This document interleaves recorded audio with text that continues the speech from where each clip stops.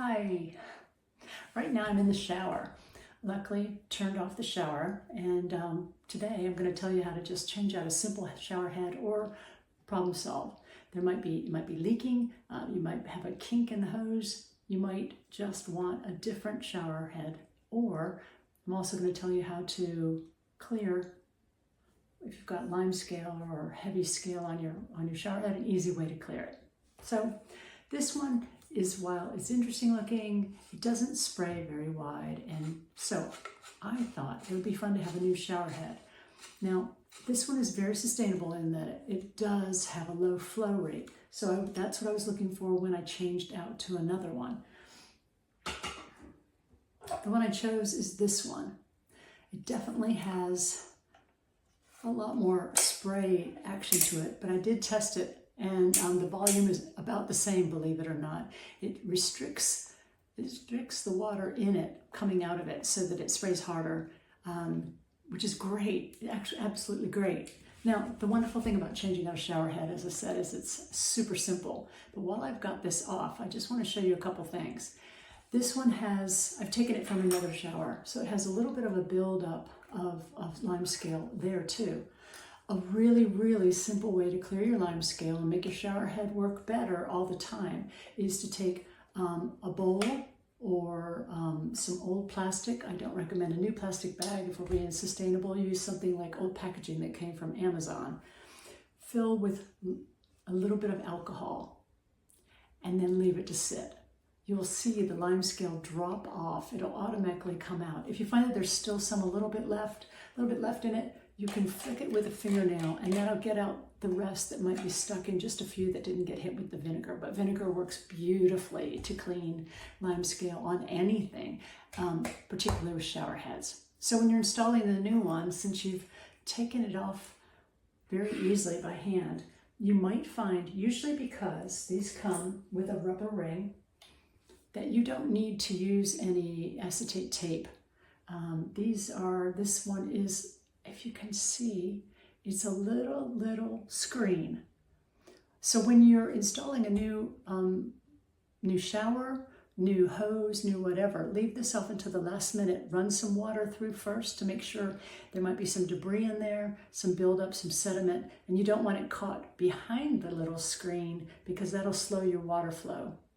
Now, if you find that, so then you just pop it in here, and sometimes they're black, just a black ring with no screen, whatever. If for whatever reason you're not getting a good seal, say your shower head is older, something's just not completely tight with it, you can use your acetate plumber's tape. So there's some great things you need to remember about using tape. This tape, it's in the what tools you should have section. There's some do's and don'ts. One thing you want to remember, whenever you tighten something, remember it goes this way. So you need to remember to put the tape on such that when you're tightening the connector onto it, it's actually tightening the tape as well. What that means is when you start to wrap your acetate tape around anything that you're using tape on, you start in the other direction. So start the tape going counterclockwise, not clockwise, the way you will be spinning the connector to tighten. Because what happens is, when you put this on, well, first let me tell you too, a couple things you have to be careful about. You don't want it to come out and overlap where the water's going to be coming through. That will also impede or slow down the water and or trap things. And you don't want to be trapping anything. So now I've wrapped my silicone tape on. If you did get a little bit over the edge, just push it back. It's very flexible so that that's completely clear.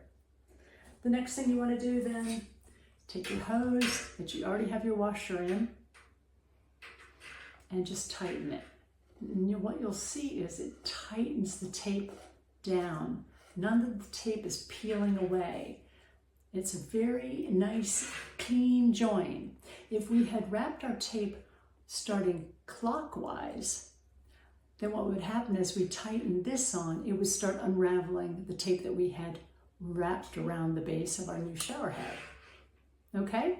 That's all it takes. That is all it takes to change out a shower head. So there's no excuse not to try it, and it's a fun new project. If you're new to plumbing, new to DIYing, and you want to try something that's really easy peasy, do this one. You don't even have to, as I say, turn off the power at the source. And if you find that when you get it back up, hung up in your shower, if it's a little bit of drips, it just means you have to hand tighten a little bit further. But one thing I've mentioned in other videos is never over tighten plastic joins. What you want to do is tighten it as tight as you can with your fingers. If you find once you test it and it is leaking a little bit, you can take a wrench and do just a quarter turn. Never do more than a quarter turn after you've hand tightened something. It shouldn't need it.